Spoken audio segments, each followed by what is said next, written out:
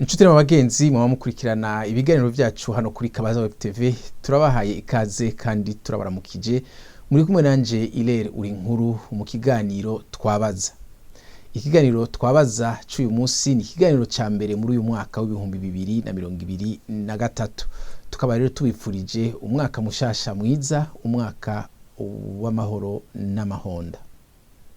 Imbere yuko tubandanya n'ikiganiro twabaza tubabwira bishasha, twashaka twibutse abarundi baba muri leta zumwe za Amerika nabo bose bumva ururimi rw'ikirundi yuko ubu ari ca gihe twama twita igihe cyo kuzuza amatagisi.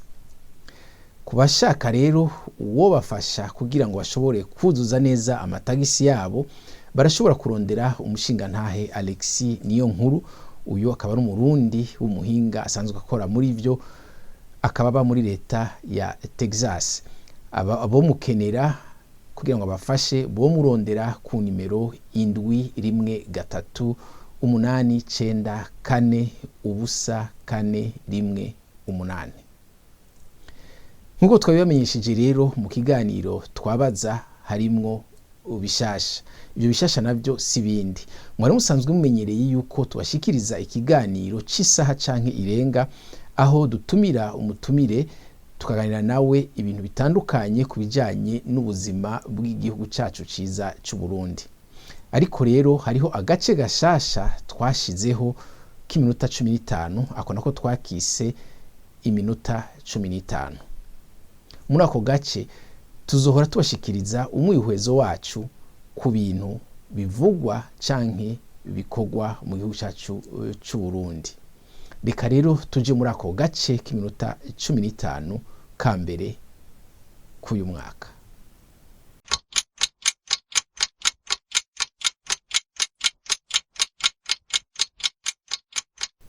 Turabahaye ikaze kandi ubu ni ka gace twababwira k'iminota 15. Agace ka mbere rero k'iminota 15 k'uyu munsi turaza kumva ico bamwe n'abandi bavuga kubijanye n'ukuri. Mbega umuntu ababajije ati ukuri ni iki? Insiguro mwotanga ni iyihe? Reka twumvirize abarundi twashoboye kubaza ico ari cyo ukuri kuri bo, hanyuma turagaruka. Ukuri kuba kumwe. Ukuri ni kumwe ariko biragoye. Murumva yuko bigoye. Ugusigura ico ari cyo ukuri si ikintu coroshe. Reka tubandanye twumvirize. Abantu ntibabitahura cyo kimwe. Usanga umwe afise ukuri kwiwe, uwundi akagira ukuri ku. Ikuri rero ni kuvuga ari nk'ibijanye n'ibintu byabaye. Iyo bavuze ukuri, umuntu aba akeneye kumenya ico kintu cabaye kandi bakakikubwira uko cabaye, badaca hirya, badahengama. Urabona ko nko muri iki gihugu cacu umwe akubwira ukuri aguhengamitse bivuye n'umugwi abarimwo. Ariko iyo tuvuga ukuri aba ari kumwe, nta sinzi ko bavuga ngo inkuri, oya, ukuri ni kumwe gusa. Tuvuze ukuri nuko kuntu kuvuga ibintu uba uzi wabonye canke wumvise mugabo ukabivuga uko nyene, ataco uhinduyeko, atakindi wongeyeko, atakindi kintu ushizeko. Uko jewe niko no kwita ukuri. Ijambo ukuri ni ijambo riremeye cyane, kuko kandi kenshi umuntu umubwiye ukuri kuraremeye cyane. Hari umuntu umubwiye ukuri kubabaza kuri we mu gihe aba yagize hari ibintu yashatse kunyegeza, bakabishira ahabona bikaba ukuri. Muri ico gihe uwo muntu bishobora kumubabaza. Ukuri kugira ngo bavuge ukuri, hari ibintu biba bikwira vugwa biciye ku muntu avuga, abantu hanahana amakuru canke abantu bakandika canke bica ku mumenyesha makuru, baraheza kuvuga ati ibintu vyavuzwe n'ukuri canke s'ukuri. No kuvuga yuko rero ukuri ni ikintu uko cabaye, ikintu uko cabaye, ikintu uko cavuzwe, ukuntu uko kimeze. Iyo rero umuntu avuze, kuko ibintu by'ukuri bivuga gushikizwa mu gihe c'imvugo umuntu akaba yavuze ukuri ni ukuvuga ko umuntu yavuze uko ikintu kiri canke uko ikintu cabaye canke uko ikintu kimeze ntihabeho kumbure ukongerako canke gukurako uko ibintu vyabaye ico ni ikintu gisaba ubuhinga ariko jewe uko nageza kubisigura ko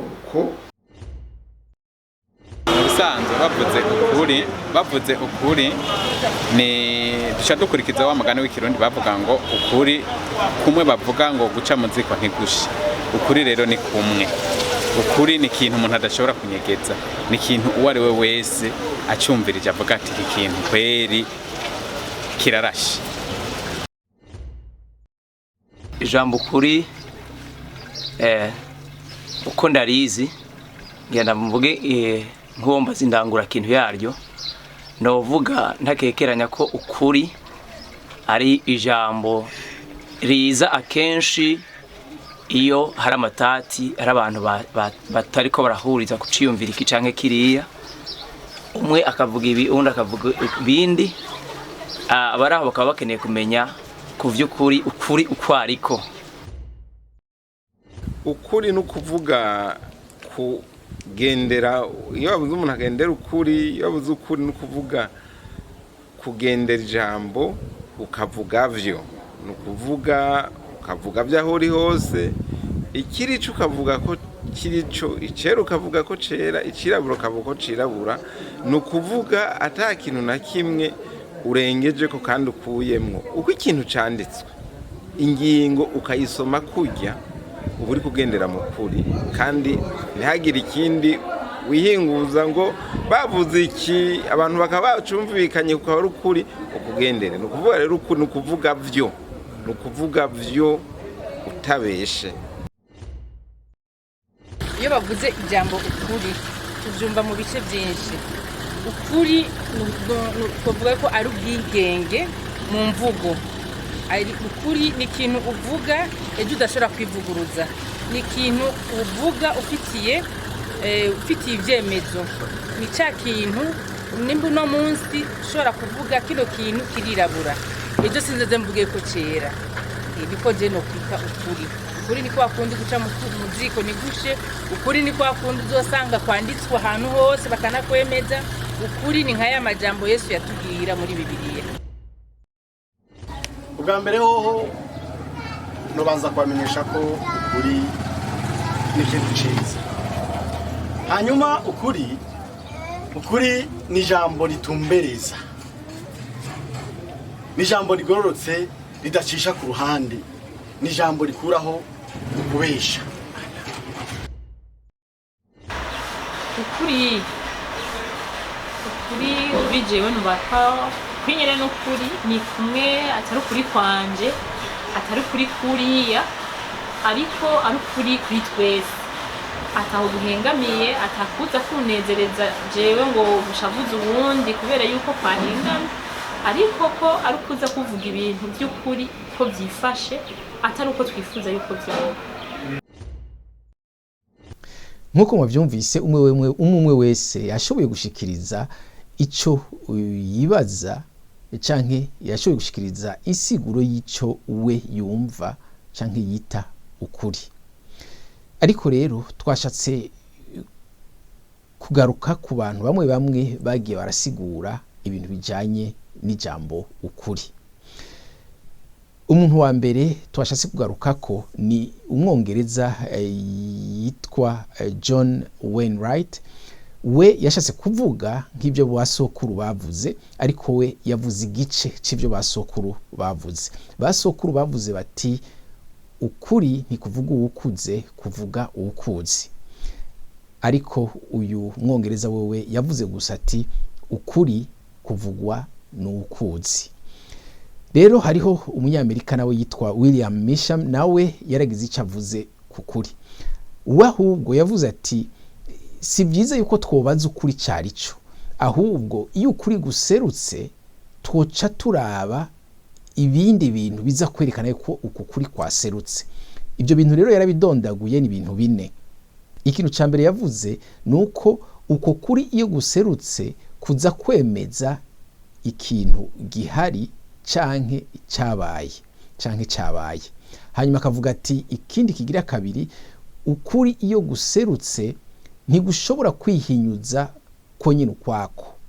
Ica gatatu yavuze ati ukuri iyo guserutse kuragira akamaro canke kurafise ico kumara. Hanyuma ica kane naco yavuze ati ukuri iyo guserutse kwemeza ukundi kuri kujanye nako. Uwundi muntu wa gatatu twashatse kuganira ko ni Canjo Amisi, umukaba muzi ko ari umurundi. Wewe nawe umuntu agiye kumviriza indirimbo yaririmbye yitwa Ukuri, urumva neza yuko atansiguro yatanze y'ijambo ukuri, ahubwo nawe nyine yashatse kuvuga nk'uyu William, aho yagiye arerekana ibintu biranga ukuri mu gihe ukuri guserutse.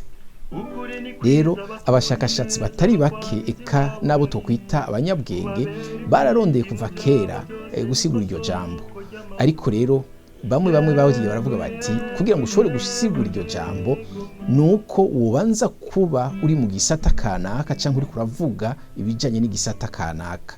Akarorero, uri mu butungane urashobora kuvuga ico ari cyo ukuri, uri muri kahise cyangwa kuravuga mu bijanye na kahise urashobora kuvuga ukuri, eka hamwe n'ibindi. Reka turangize iki kiganiro cacu c'iminota 15 tumva ivyo abandi barundi babiri bashoboye gushikiriza, ariko amasanamu hamwe n'amajwi yabo twashoboye kuyaronka mu biganiro bariko baragira, ibiganiro bibiri bitandukanye. Uwa mbere ni Patiri Dieudonné Niyibizi. Reka twumve ico we yasiguye ku ijambo ukuri. Ukuri nukuri, ukuri kubisanzwe ni ibintu bihura n'ibiriho, mugabo ukuri kuba mu gihe ukuri ukuvuga ukubwira abantu, nugufata abantu kubwira abaribo, nukukuvuga ufise intumbero. Ukutavuga byose ntibisigura kubesha, ukuvuga byose ntibisigura kuvuga ukuri. Ukuri mu kukuvuga ugerageza gushikiriza ibintu uko biri, ukavuga ibikenewe, ukavuga ivyubaka, ntuvuga ibitari byo ngo niho uri kuravuga byo, ngo niho ugize neza. Murumva yuko nawe nyene yagarutse kuri kimwe kiranga ukuri iyo guserutse, ni ukuvuga kugira akamaro.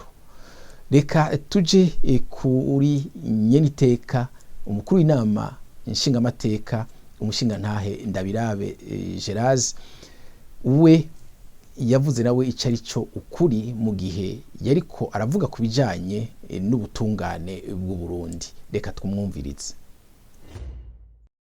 Tegeko niki uko bashaka umwere bakamwirabuza, umubeshi akaba ari watsinda, umunyakibi agahinduka umwiza. Yemwe bamenye ko umurundi ni kirazira.